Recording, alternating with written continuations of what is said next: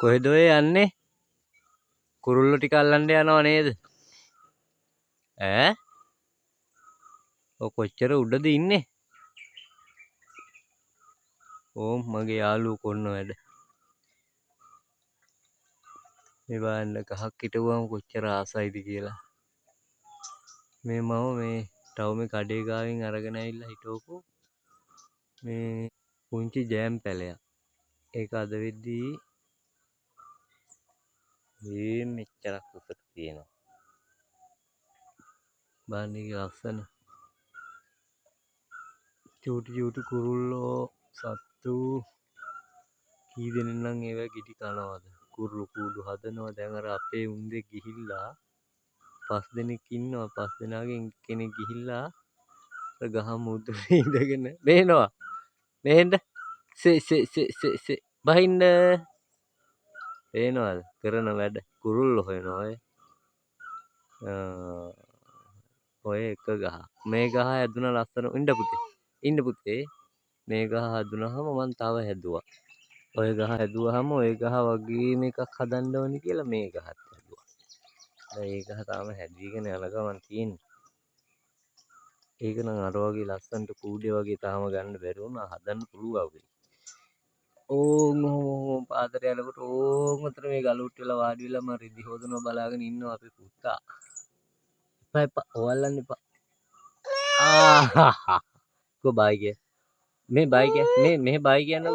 මේ බලන්නකො. මේ බයි කිය. බයි කිය. බයි කියන්නකො. අර සනීප නැතුව ඉන්නේ යා තාම.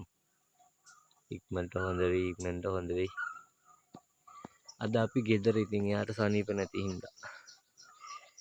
ඒ ගහෙන් පැලවිච්ච එකක් මේ ගහ. එතකොට මේ ගහත් ඒකෙන් පැලවිච්ච එකක්. මේ ගහ තමයි ලස්සනට හැදිලා තියෙන්නේ. හරි ආසයි ඒ ගහ දැක්කහම. මට මෙන්න මේ හොරගෙඩිය පෙන්වන්න තමයි ඕනේ මේ බහින්ද. ඔම් බලන්නකො. කපටියා. ඈ. ඔව් බලන්නකො. මෙන් බලන්නකො ඔයාගේ යාළුවෝ කරන වැඩ. දැන් ඔයාගේ යාළුවා ගහට නැගලා සත්තු අල්ලනවා. එතකොට ඔයාලගේ අම්මා නැතුණා වගේ මේගොල්ලන්ගේ අම්මලා එයාලගේ ළමයි නැති වෙනවනේ. එහෙම කරන්න හොඳ නෑ නේද?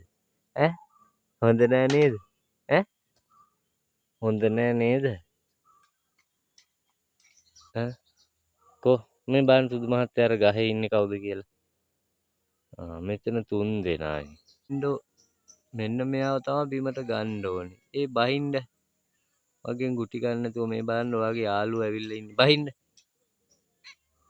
බහින්ද.